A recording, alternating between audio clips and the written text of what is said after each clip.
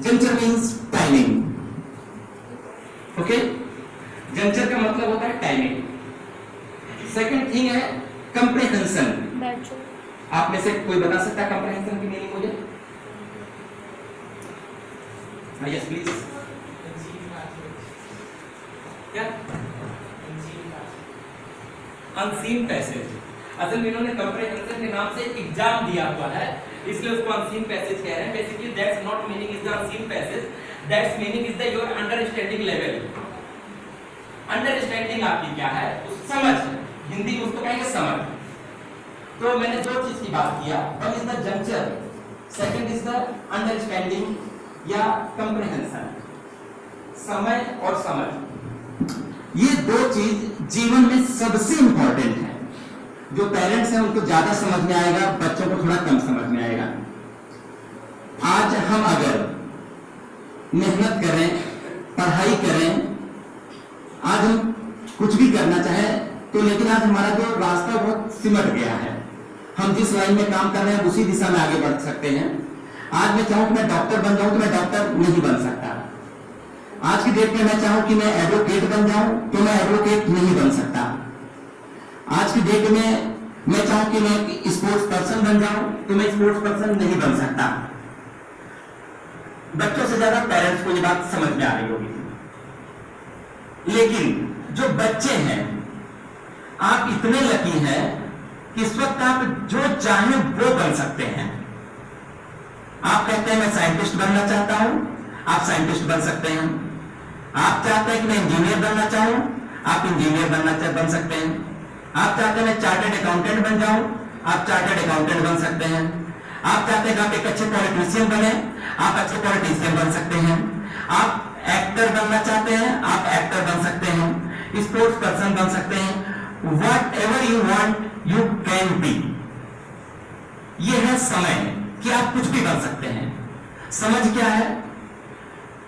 जब समय निकल जाता है तब समझ आने में कोई फायदा नहीं है। वक्त निकल गया, 5 साल बाद आपको समझ में आएगा कि जब हम 12th क्लास में थे, अगर हमने मन से पढ़ लिया होता 9, 10, 11, 12th में, तो आज हम डॉक्टर होते, इंजीनियर होते। तब समझ तो आती है, लेकिन तब समय नहीं रह जाता। मतलब उस टाइम आपको कंप्रीहेंशन तो हो जाता है, लेकिन जंक्चर नहीं रह जाता, समय नहीं रह जाता। और जब समय रहता है तब आपके पास समझ नहीं रहती है। आज आपके पास समय है, आप ज्यादातर वक्त कहां बिताना पसंद करते हैं? मैं सबके बारे में बात नहीं कह रहा हूं, लेकिन बुक से ज्यादा आपको टीवी अट्रैक्ट कर रही है, मूवीज आपको अपनी तरफ ज्यादा खींचती है, आपके फ्रेंड सर्कल्स की कोई पार्टी वो चीज आपको ज्यादा खींचेगी इन कंपेयर ऑफ इसके कि आपका जो एजुकेशन है, आपका जो कैरियर है, आपको जहां से एक अच्छी लाइफ मिलनी है, जहां से आपका कैरियर बनना है। तो समझ और समय, अगर दोनों चीज सही समय पर मिल जाए आपको, इसी के लिए ये कैरियर काउंसलिंग ऑर्गेनाइज की गई है। बात समझ में आ गई कि मेरा आपसे बात करने का जो मकसद है वो ये है कि आपको सही समय पर सही समझ हो, सही समय पर आपको सही चीज पता चले। जैसे मैं भी जूनियर साइंस ओलंपियाड की बात कर रहा था, तो जूनियर साइंस ओलंपियाड की का यूज उनके लिए क्या हो सकता है जो क्लास 12th के बाहर जा चुके हैं। अगर आज उनको ये चीज समझ में भी आए तो उनके लिए कोई बेनिफिट की चीज नहीं है। तो सही समय पर सही समझ। आप बच्चों को कम एहसास होता होगा, पेरेंट्स को ज्यादा होता होगा। आप जब अपने सर्कल में जाते होंगे, जब अपने और भी लोगों से मिलते होंगे, अपनी कॉलोनी में या जहां उनका रेजिडेंस है या जहां वो काम करते होंगे, बहुत से ऐसे लोगों को देखते होंगे जिनकी प्रोफाइल से वो इंप्रेस होते होंगे और सोचते होंगे कि काश समय रहते, अगर मैंने भी कुछ समझ पाई होती, मैंने कुछ बेहतर चीज किया होता तो आज मैं इससे बेहतर जगह पर होता। तो ये कैरियर काउंसलिंग है कि आप सही समय पर सही स्टेप उठाएं, सही डायरेक्शन में सही एनर्जी के साथ आगे बढ़ें।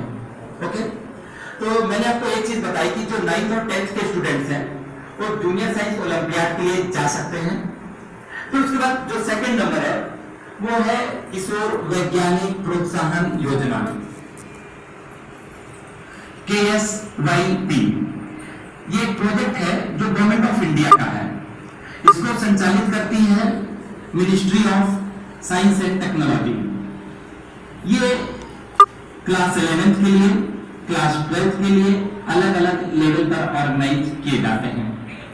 ठीक है, जो बच्चे 11th और 12th में पढ़ रहे हैं, जैसे मैंने इसी बात से पूछा कि आप क्या बनना चाहते हैं, सबने कहा डॉक्टर इंजीनियर, डॉक्टर इंजीनियर।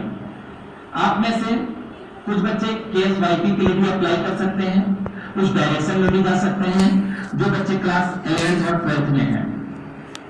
इसके थ्रू अगर आप इसमें सेलेक्ट होते हैं तो आपको फेलोशिप मिलती है, आपकी होल लाइफ की पढ़ाई फ्री हो जाती है। और इसमें आपको जो इंस्टीट्यूट्स मिलते हैं वो इंडिया के वर्ल्ड के रिनाउंड इंस्टीट्यूट्स जैसे IISc बेंगलोर, IIT बॉम्बे, इस टाइप के इंस्टीट्यूट्स आपको लेते हैं और होल लाइफ आपको बिना पैसे के पढ़ाते हैं और आपको ऊपर से पे भी करते हैं। ये भी वेरी गुड चांस। अगर आपको लगता है कि आप में कुछ टैलेंट है, आप कुछ लीग से हट करके करना चाहते हैं, तो in that case you can opt for Kishore Vaigyanik Protsahan योजना। ये गवर्नमेंट की स्कीम है। इसके पहले इसके बारे में कितने लोग जानते थे? और कोई? खैर आप तो अच्छा, और कोई उनके अलावा कोई नहीं जानते थे? हाँ, ओलंपियाड तो जानते थे। किशोर वैज्ञानिक प्रोत्साहन योजना भी है, तो इसमें भी आप 11th और 12th में जो स्टूडेंट्स पढ़ रहे हैं, इसकी पूरी डिटेल्स अगर इनको लेनी हो तो they can contact with me, office में कांटेक्ट कर लें या पर्सनली मुझसे आकर के मेरे ऑफिस में मिल सकते हैं, मुझसे बात कर सकते हैं, उनको बताऊंगा कि इसमें किस तरह से अप्लाई करना, किस तरह से इनको उसमें जाना। जैसे क्लास में बच्चे आपसे पढ़ते हैं, हाँ, या और टीचर जो भी अटेंड करते हैं वो जैसे केमिस्ट्री, फिजिक्स या बायोलॉजी जो भी क्वेश्चंस पूछते हैं उसके अकॉर्डिंग इनको बता सकते हैं कि बच्चे का इंटरेस्ट किस में है, टीचिंग में उसमें ज़्यादा। देखिए आपका कहना बिल्कुल सही है। बेसिकली ये दोनों बहुत अलग अलग चीज है। पढ़ाना, जब एक टीचर आपके क्लासरूम में आता है, उसको एक पर्टिकुलर सब्जेक्ट दिया गया है, उसका फोकस ये होता है कि मैं जो सब्जेक्ट पढ़ा रहा हूँ, मैं अगर कोर्स पढ़ा रहा हूँ तो बच्चे को वो चीज पूरा समझ में आना चाहिए, because he is in the classroom to teach that particular subject, not for counselling to the students. Teacher is concern only with that selective part of the subject whether students are capable to understand or not। जब teacher आते हैं तो उनका एक अलग process होता है। हाँ, हाँ बिल्कुल। हाँ, उसके बाद टीचर से क्वेश्चंस पुट करते हैं बच्चे से। हाँ, आप ये देखिए बच्चे कौन सा बच्चा जल्दी आंसर करता है, टीचर को पता चल जाता है कि बच्चे का किसमें ज़्यादा इंटरेस्ट है। वो बिल्कुल आप ठीक कह रहे हैं, वो सब्जेक्ट की बात है, टीचर्स ऐसा करते हैं। उसके अकॉर्डिंग बच्चे को प्रिपेयर करवाएं। हाँ बिल्कुल, हाँ उसके अकॉर्डिंग प्रिपेयर करिए। और इसीलिए मैं भी आज आपको जानकारी दे रहा हूँ कि अगर इनमें से किसी चीज़ के लिए अगर आप जाना चाहते हैं तो आप मुझसे मिल करके बात कर सकते हैं। तो मैंने आपको दो चीज़ बताया, जूनियर साइंस ओलंपियाड जिसके 5 स्टेजेस होते हैं, आप मुझसे मिल सकते हैं, मुझसे बात कर सकते हैं उस सब्जेक्ट पर। दूसरा मैंने आपको बताया किशोर वैज्ञानिक प्रोत्साहन योजना, जो कि गवर्नमेंट ऑफ इंडिया का प्लान है, जिसको कंडक्ट करती है ministry of science and technology of government of India. और इसके बाद आपको बहुत अच्छे अच्छे इंस्टीट्यूट्स मिलते हैं, जैसे IISc बेंगलोर की बात मैंने किया, IIT बॉम्बे की बात मैंने किया, बहुत अच्छे लेवल के इंस्टीट्यूट मिलते हैं और आपकी होल लाइफ सिक्योर हो गई क्लास 11th और 12th में ही। तो बहुत अच्छी अपॉर्चुनिटी होती है बच्चों के लिए। इन एक्सपोजर्स को देने के लिए आज मैंने कैरियर काउंसलिंग आपके लिए मैंने ऑर्गेनाइज किया हुआ है। अब मैं थर्ड पार्ट पर आता हूँ, 12th के बाद। अभी तक तो मैंने बताया कि आप 9th में क्या कर सकते हैं, 10th में क्या कर सकते हैं। अब मैं आपको